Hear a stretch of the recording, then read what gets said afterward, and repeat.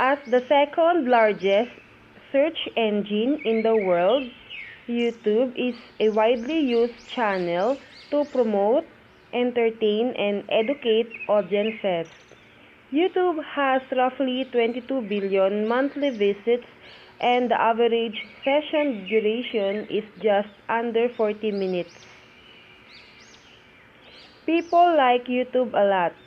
However, like all things on the internet, getting more YouTube views has been a pursuit that people have started to throw money at, sometimes through shady enterprises to promote their content. People are buying the YouTube views in hopes of their fooling YouTube's algorithms or convincing people that so many others have watched their video, so they should too. There's just a few problems with this approach. YouTube's bot detection capabilities are getting better and better. The algorithms are paying more attention to user behavior rather than view counts. It can be expensive. If you're a marketer or content creator wanting to increase your YouTube views for free, then the process will take time and effort. However, if you do it right, you'll be rewarded with more views, a better user experience, and opportunities to expand your content and audience viewership. With its extensive amount of users, YouTube is one of the premier platforms in the world to reach audiences. Whether you're sharing recipes, teaching people how to create Muppet origami, or spoofing presidents, the platform has the ability to reach billions. So how do you generate more views on YouTube and get people to view your content? Here are tips on how to do just that. Get views from YouTube's organic search results. Like Google's search results algorithms, YouTube has its own algorithms used to showcase the best and most relevant videos to users. Imagine if a blind person had the task of categorizing content by which content was best. Sound difficult? Thankfully, YouTube has a wide variety of factors in its algorithm to decide which videos are the best and rank in the top of its search results. Number 1. Use descriptive and keyword-rich titles. This is where your keyword research will come into play. A descriptive and interesting title will do two things: provide keywords for the algorithm to sort the relevancy purposes and attract users and inform them about what the video is about. To conduct keyword research, you can use typical SEO methods like using Keyword Planner or other keyword research tools. To check keyword popularity on YouTube, go to Keyword Planner and select YouTube search on the far right. Optimizing your video content for the right keywords will help gain organic views by informing users and the search engine just what your video is about. Number 2. Have quality and keyword-rich descriptions. The video description is where you can better inform the search engines and users just what exactly your video is about. This will help increase the click-through rate and thus the views, as users will know what to expect in your video.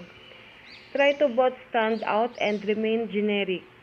You should capture interest while still trying to rank for short-tail keywords, and tease users above the fold with your descriptions and optimize them correctly for the YouTube search engine as you would with a normal SEO meta description. Number 3. Use tags. YouTube video tags further help distinguish what your video content about and helps the algorithm understand what users will view when they see your video. This, along with the description and title, should reflect the core of what your video is about. Think short. Tail SEO again. If you need keyword help, you can use Keyword Planner as mentioned above. Number 4. Optimize your thumbnail image. Your thumbnail image, like a hero image, can work wonders when increasing your YouTube views, whether they are on the organic results page, suggested videos section, or appearing on social media.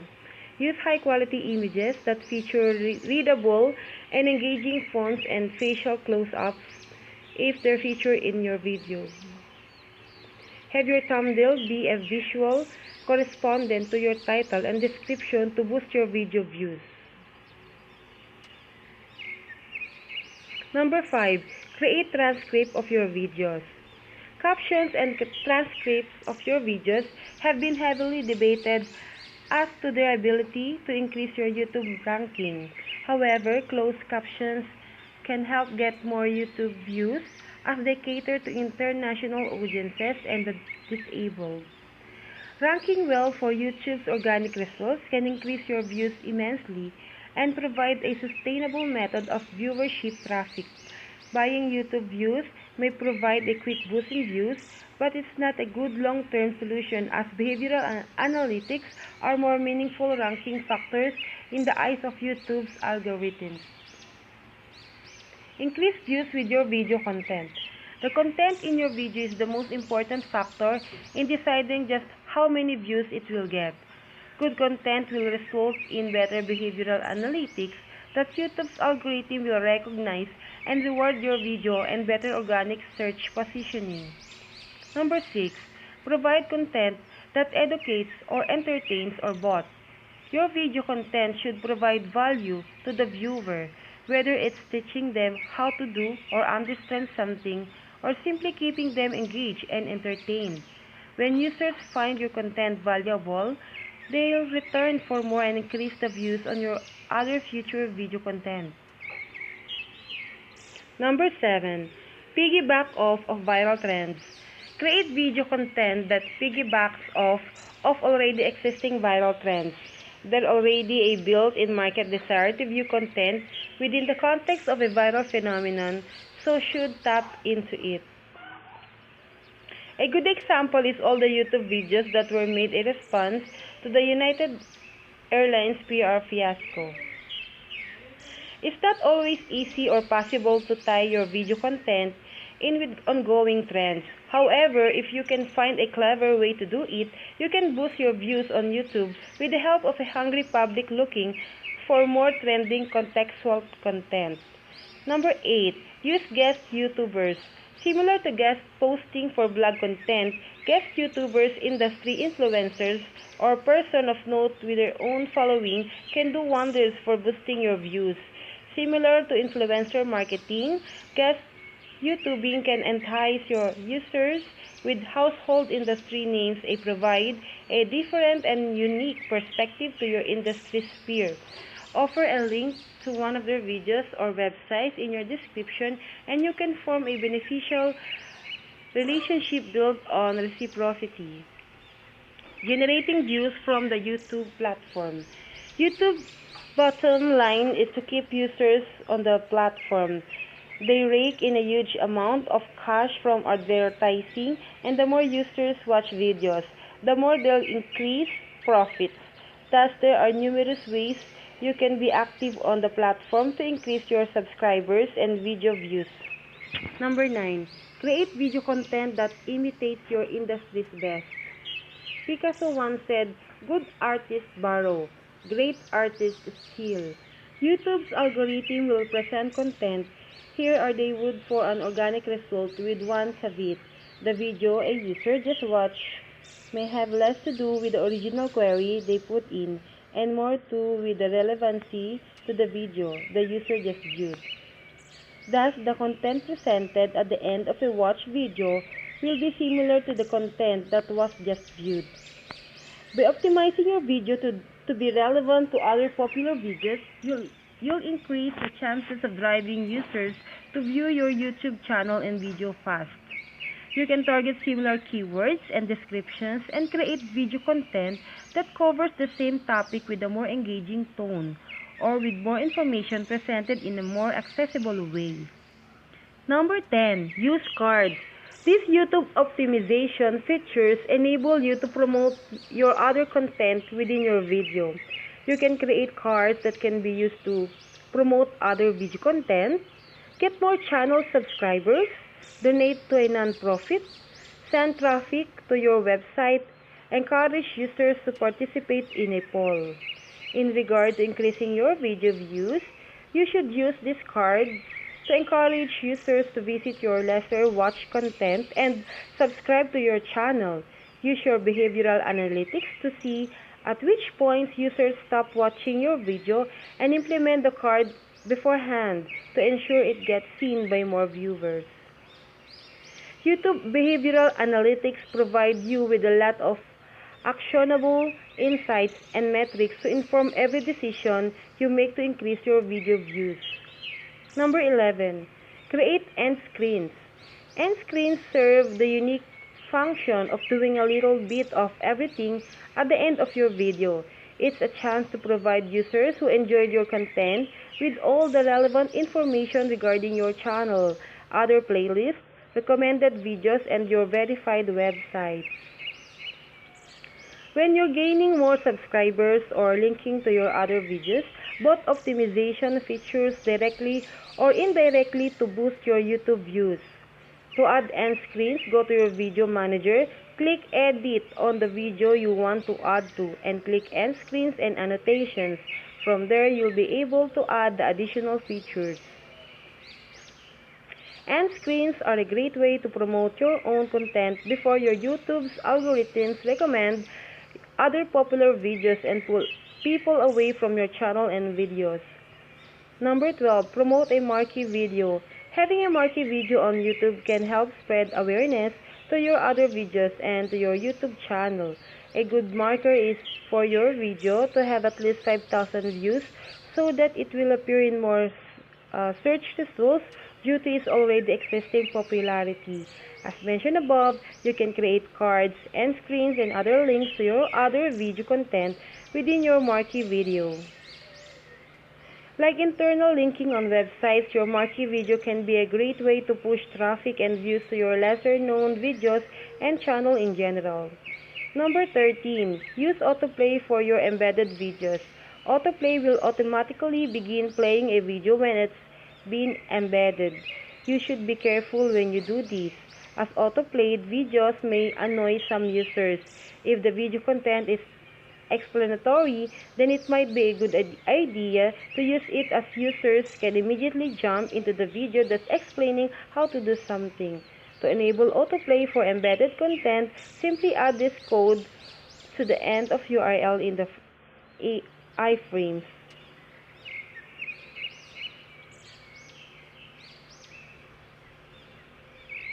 You can set a playlist to autoplay as well as by embedding the playlist with the same code attached. Number 14. Create playlists.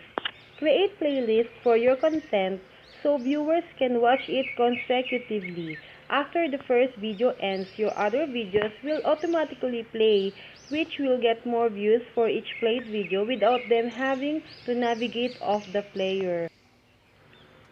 You can embed playlists, post them in your channel, or have users share them, increase the total views for each playlist. Make each one unique and give them flow and relevancy with the order in which they are played. These are great for educational or entertaining content that tells a story or goes in depth into how different components make up a whole. Number 15. Be present within your niche community. Promoting yourself as an expert in your own videos is one thing, but being an active member in your niche community is another comment. on other videos and offer your advice or feedback. And if there's video content that is missing some vital information, link others to your content to provide them with more information. Try to be as helpful as possible, and you'll be rewarded with more users to increase your subscribers and ultimately your video views. Off-page view boosters. YouTube has the unique ability to be present on a variety of different social media platforms. It can be embedded and shared sometimes virally with just a few clicks. Here are some ways to get more YouTube views outside of the platform.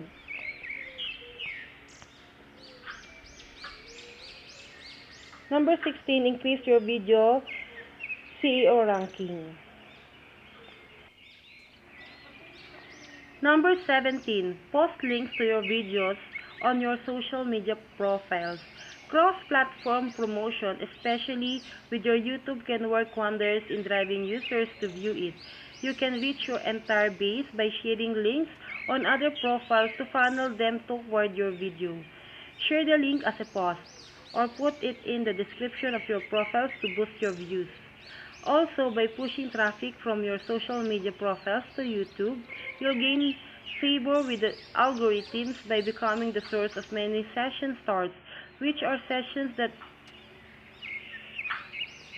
originate on certain videos on the platform. Sessions starting on your video show that your video is bringing users to YouTube, which will result in a more favorable organic ranking and more appearances in suggest views sections.